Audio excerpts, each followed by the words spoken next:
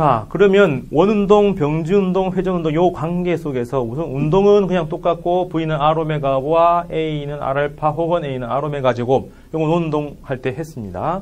그럼 그 다음 넘어가서는 5번부터 가서 이 카이네틱과 이 카이네틱 프라임, 즉 병지운동 에너지, 회전운동 에너지의 차이 모양을 가지고 따왔고요. 거기서 I 정의를 새롭게 했죠. 그러면서 이제 앞으로는 I는 mR 제곱의 형태인데 덩어리가 생기면 덩어리 모양 따라서 뭘 달리한다? 베타 값을 달리한다. 베타, 기본 베타는 전부 다 질량 중심에다가 축을 박아놓고 돌리는 건데 그거는 정해지는 거라서 주는 거고요. 그걸 구하라 하면 그냥 못 구한다 하고 혹은 불안하면 시험 직전에 그 6개의 값들을 보고 들어가면 됩니다. 그 다음은 평행축 정리를 가지고 일반적이지 않은 축일 때는 써 나가면 된다는 거죠. 구해 나가면 돼요. 근데 보통은 그냥 베타 M 하면 됩니다. 그럼 여기서 새롭게 하나 더 배워야 될 건 요 하나밖에 없어요. 요 파트. 돌림 힘은 그냥 힘하고 어떻게 다른가. 그래서 요게 제일 중요합니다. 돌림 힘. 이거는 문짝 돌리는 거를 생각해 보면 개념 딱 들어옵니다. 문이 있고요. 벽 사이에 문이 이렇게 돼 있으면 벽에다가 딱 고정시켜 놓고 회전하게 하고 손잡이를 달겠죠. 이 벽에다 붙여놓은 이걸 우리말로 뭐라 불러요? 경첩. 경칩은 개구리 깨는 거고요. 경첩. 쇠로 붙여놓고 그럼 손잡이는 어디다 달아야 돼요? 최대한 멀리 아니면 가깝게. 이것도 물리예요. 상식상 어디다 해야 돼요? 경첩에다 붙여놓으면 회전하나요? 안 합니다. 근데 내가 옛날에 우리 집 고칠 때 아무 얘기 안 했더만 목수 아저씨가 원래 문짝이 180도 회전했을 때 똑같습니다. 그래서 이렇게 해가지고 딱 다 재놓고 내려와서 손잡이를 이렇게 박으라고 딱 하는데 여기다 손잡이 딱 달아놨어요. 그래서 경첩을 여기다 붙여. 다행히 이제 회전시켜서 했는데 이러면 안 움직이죠. 상식상 축으로부터 멀리 떨어진 곳에 손잡이를 달아서 밀어야 되죠. 밀 때 어디로요? 수직으로. 그럼 요걸 이제 물리 개념을 하면은 이걸 기준으로 따지면 위치는, 힘을 주는 위치는 R로 표시하겠죠. R은 클수록 회전을 잘합니다. 당연히 힘은 클수록 회전을 잘하겠죠. 근데 그 힘을 어느 방향을 줘야 돼요? 이렇게 놓고 이렇게 하면 고전적인 코미디죠. 벽에다가 문 달아놓고 이렇게 해야 될 점을 왜 안 열리지 하다가 뒤에서 한 명이 따가서 철컥하고 지나가는 심형이 아는지 모르겠다. D1인가? 맞나? 네. 제1 그 지식인 뭐 이렇게 나온 사람인데 여튼 그 80년대 제가 어릴 때 인식 없을 때 그때 나왔던 코미디가 이런 건데 그거죠. 힘을 이렇게 수직으로 줘야 문이 회전을 하지 이렇게 해가지고는 회전하지 않습니다. 그래서 하나 더 들어가요. 토크라고 하고요. 문이 회전하는 정도는 멀수록 뭐가 멀수록? 힘을 작용시키는 그 점이 멀수록 축으로부터 멀수록 크고 당연히 힘이 셀수록 잘 회전하겠죠. 거기다가 이거하고 어떻게 될수록? 수직이 될수록 커요. 수직이 될수록 큰 값, 뭘 알고 있어요? 세타 아니죠? 네, 사인 세타. 그래서 사인 세타에 비례한다. 요걸 갖다가 수학적으로 표시하는 게 토크라고 해놓고 R, 크로스 F라고 했죠. 크로스하고 도트하고요. 차이가 나죠? 도트는 나란한 방향이고 얘들은 수직 방향이었습니다. 얘들은 사인이 붙고요. 얘들은 코사인이 붙어요. 그죠? 얘들은 워크 할 때 나왔죠. 그죠? 일할 때는 같은 방향으로 미는 상황이어야 되고 얘들은 수직으로 작용할 때 제일 크다라는 거죠. 요게 토크의 크기입니다. 자, 이걸 왜 이렇게 쓰냐 하지 말고요. 이 느낌을 수학적으로 그냥 정리한 겁니다. 이유 없다라고 생각하셔야 돼요. 그죠? 그러고 나서 벡터기 때문에 이제 문의 회전 방향을 보시면 돼요. 자, 제가 이렇게 얘기하는 이유는 토크를 갖다가 이렇게 하면 R과 F를 회전시켰을 때 나오는 방향 해버리면 이건 나오는 방향입니다. 답은.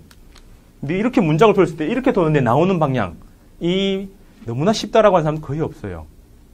근데 이렇게 하면 문이 좌회전할까요? 우회전할까요? 하는 건 다 압니다. 어릴 때부터 만날 해봤고 손가락도 찡겨봤고 그리고 누워서 빌빌대다가 일어나기 싫어서 뭐 손가락 집어넣어서 돌려보고 막 다 해봤어요. 어떻게 하면 잘 되는지를 우리가 너무나 체감을 많이 해봤어요. 어떻게 되는 거예요? 이렇게 밀면 문은 이렇게 회전합니다. 그래서 그냥 우리는 절대적으로요. 그냥 좌회전 토크라고 하면 돼요. 그걸 갖다가 오른나사의 법칙. 오른나사 배웠지. 나중에 저 뒤에 전자기 가면 전기장, 자기장 이렇게 나올 때 로렌츠 할 때 전자 힘 하는 것처럼 3차원 이렇게 돼 있고 X축, Y축을 했을 때 그 둘의 수직축이 이렇게 나오는데 X에서도 Y로 회전시켰을 때 오른나사가 진행하는 방향을 플러스로 듭니다. 왼나사가 진행하는 방향이 아닌 거죠. 그냥 우주가 그렇게 생겨 먹었어요. 왜 하필이면 이거냐? 몰라요. 물리학자들은 모릅니다. 그냥 그렇게 생겨 먹었어요. 그래서 이걸 써야 된다라고 해서 지금은 전파됐을 건데 우주는 왼손잡이라는 말도 안 되는 얘기도 하는 사람도 있습니다. 이게 맞다는 거죠. 똑같은 XY 축에 대해서 이렇게 나오는 거. 서로 반대가 되면 안 된다는 얘기죠. 그래서 이렇게 이쪽 방향이 플러스다라고 하는 것처럼 좌회전할 때 손가락 4개가 돌렸을 때 엄지손가락이 나오는 방향을 우리는 벡터로 표시하는 겁니다. 근데 이거는 벡터를 정확하게 해가지고 벡터 곱을 할 때나 필요하지. 우리처럼 낮은 수준에서 그냥 좌회전, 우회전한 문만 알아야 된다면 그냥 좌회전 토크, 우회전 토크 하면 상관이 없어요. 자, 새로운 정의입니다. 힘은 힘인데 힘을 어떤 강체한테 줘서 이 강체가 회전시키게 해요. 그럼 그 힘에 의해서죠. 힘에 의해서 토크가 발생하는데 발생하는 정도는 축으로부터 멀수록 그 다음에 축하고 거리와 힘이 그 서로 수직이 될 때 최대가 되더라라고 해서 이렇게 표시합니다. 그래서 기본적으로는 RF, R 방향에서 F 방향으로 축을 결합시켜 놓고 회전시켰을 때 나아가는 방향 하면 되는데 그냥 이렇게 하면 좌회전이죠. 그러면 됩니다. 만약에 이놈 경첩을 이용해 놓고 힘을 이렇게 주면요. 우회전이겠죠. 우회전이면 우리는 들어가는 벡터라고 하는데 그냥 우회전이라고 하면 됩니다. 요게 돌림 힘이에요. 되겠습니까? 자, 그러면은 여기까지 되면은 이제 얘기가 어느 정도 끝납니다. 뭐가 끝났냐면 그 다음은 R이니까.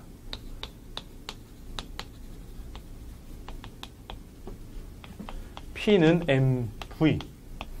그 다음에 시간당 운동, 힘, 아니지. 시간당이요. 시간 곱하기.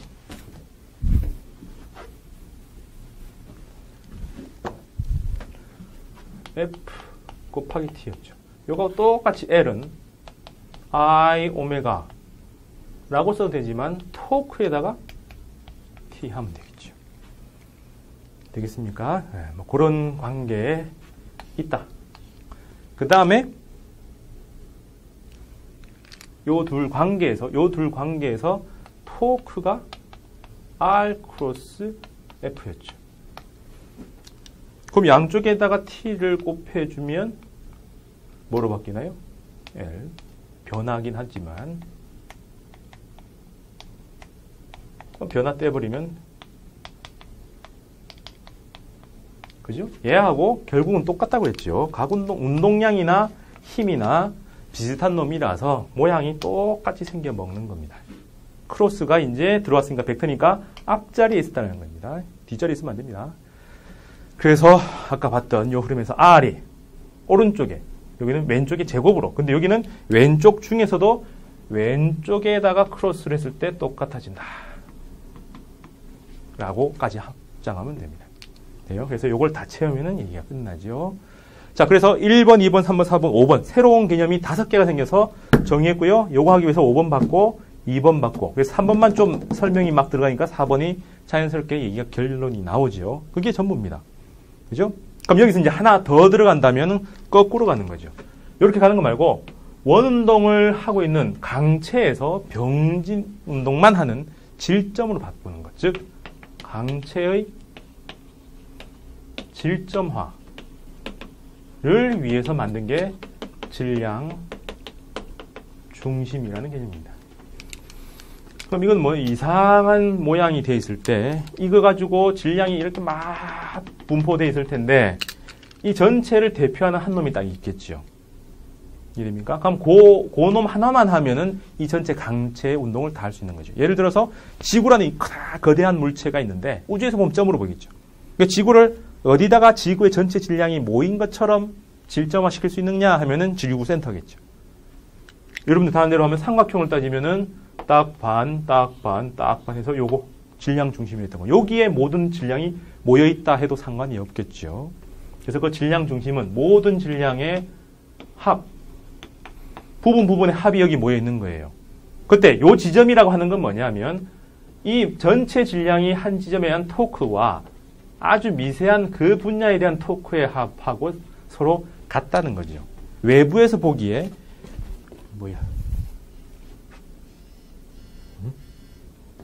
외부에서 보기에 병지운동, 밑으로 작용하는 변지운동도 합한 거 같고, 얘는요, 토크죠. 회전운동도 그 지점에 작용하는 거하고 똑같이 보이는 그 지점이라고 그냥 부르는 겁니다. 좀 어려운 개념이라서 이런 수학적으로 표현을 한다까지만 알고, 질량 중심이 있다고 하면 그냥 그 모든 질량이 크기에 모여 있다고 해도 웬만한 얘기는 다 된다라고 하는 그런 지점을 일컫는 얘기입니다. 되겠습니까? 자, 그러면 강체는 구조를 쫙 알고 요 토크 하나 조금 더 잘 알면 얘기는 끝나는 얘기입니다. 요것만 가지고 이제 문제 풀 때 나오는 것들이 다 자세하게 잘 풀리진 않아요. 그걸 다 일반화시키는 얘기를 한번 더 정리하겠습니다. 자, 일반화시키는 걸로 어떻게 정리하냐면, 잘 보세요.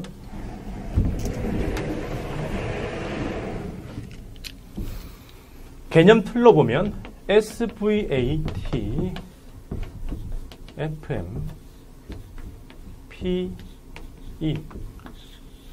우리가 그냥 일반 질점의 역학을 할 때 이것만 봤습니다. 그럼 여기서 구해놓고 하나 더 구해요. 뭘요? 세타, 오메가, 알파, T, 그 다음에 타우, I, 그 다음에 L, E. 그죠?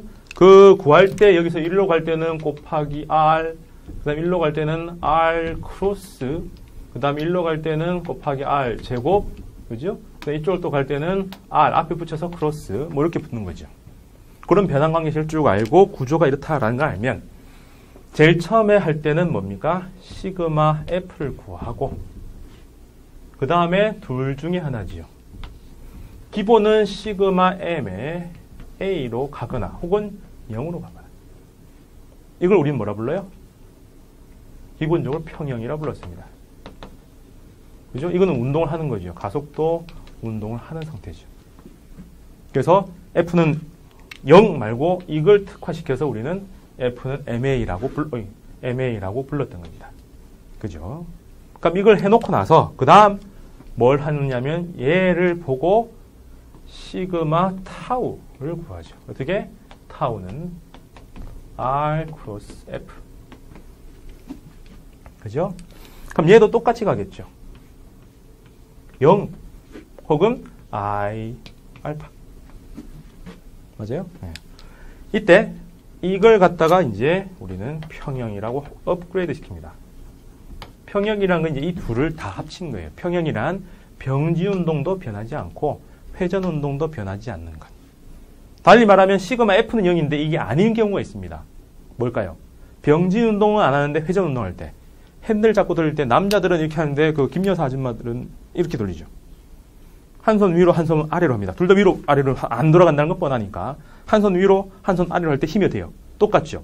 똑같은 거리에 똑같은 힘을 서로 반대 방향을 줍니다. 그럼 힘 두 개를 합치면 빵이 돼요. 근데 이 힘은 여러분들 보기에는 어디지? 우회전. 얘도 우회전이죠. 그럼 어떻게? 둘 다 우회전이니까 돌아가겠죠. 이해됩니까? 그럼 뭘까요? 그냥 힘 합하면 0이니까 병지 운동은 안 합니다. 근데 우회전을 도니까 우회전 해버리죠. 그래서 시그마 F는 빵인데 시그마 토크가 빵이 아니라서 평형이 아니에요. 제자리에서 뱅뱅뱅 돈다는 얘기죠. 이게 핸들 돌리는 법입니다. 그래서 둘 다 만족할 때를 이제 우리는 물리학에서 정확하게 정의하면 병지 운동도 안 하고 회전 운동도 안 할 때, 변하지 않을 때를 우리는 평형이라 하겠다. 그래 놓고 요걸 하나 더 쓰겠죠. 토크는 IR 씁니다. 그때 토크는 F에서 하나 더 구하고요. 그 다음에 M에서 하나 더 구하는 거죠. M에서 I 구할 때는 어떻게 한다고 그랬어요? I는 베타 M. 그죠? 베타 MR 제곱 이렇게 갑니다. 그 다음은 아주 드문 케이스인데 여러분들 문제 푸는 건 그밖에 없어요. 이 둘의 관계도 A는 R 알파인데 조건은 굴러갈 때만. 제일 앞에서 마찰력 할 때 했어요. 굴러갈 때는 접합면이 어떻게 해요? 접했다 떨어지기 때문에 무슨 마찰력이 작용해요? 정지 마찰력이 작용합니다. 그래서 에너지 손실이 없어요. 근데 정지 마찰이 있어야 굴러가고 접한 게 이게 따다다닥 붙어서 움직이기 때문에 A는 R 알파라는 관계식이 있습니다. 이해됩니까? 근데 대부분의 여러분들 문제는 자동차가 급출발, 급정지할 때처럼 막 바퀴가 움직일 때가 아니라 떼굴떼굴 굴러간다라는 문제만 나와요. 그래서 요것도 그냥 자연스럽게 변한다 치면 요 파트를 요거 씹으면 다시 다 그냥 벡터 값을 다 빼고 스칼라로 다시 써주면 RF는 베타 MR 제곱에 A가 나오니까 어떻게 해요? 알파가 나오니까 R분의 A로 쓰면 되죠. 약분하니까 어떻게 돼요? R 하나, 둘, 둘. 그래서 최종 F는 요런 형태가 됩니다. 요게 변형이 되면 이렇게 돼요. 원래 F는 MA가 하나 있고요. 또 다른 F는 또 다른 MA가 하나 더 있는 겁니다. 근데 그때 M은 얼마라고요? 베타 M. 이 베타 어디서 나왔어요? 회전 관성의 극값. 그죠? 회전 관성하기 때문에 어쨌든 객임성이 더 늘어나겠죠. 병진 운동만 하는 거 말고 회전 운동도 해라라고 하면은 객임성이 더 늘어날 거라는 게 뻔하니까 그 객임성을 베타임이라고 처리하면 된다라는 거예요. 여기 직관입니다. 되겠습니까? 그래서 F는 토크는 I알파 기본적으로 아시고요. F는 MA 말고 토크는 I알파를 굴러가는 물체에 대입을 하면 그냥 F는 베타임이라는 게 더 하나 더 생긴다라고 생각하셔도 됩니다. 돼요? 자, 그러면서 문제를 한번 풀어보죠.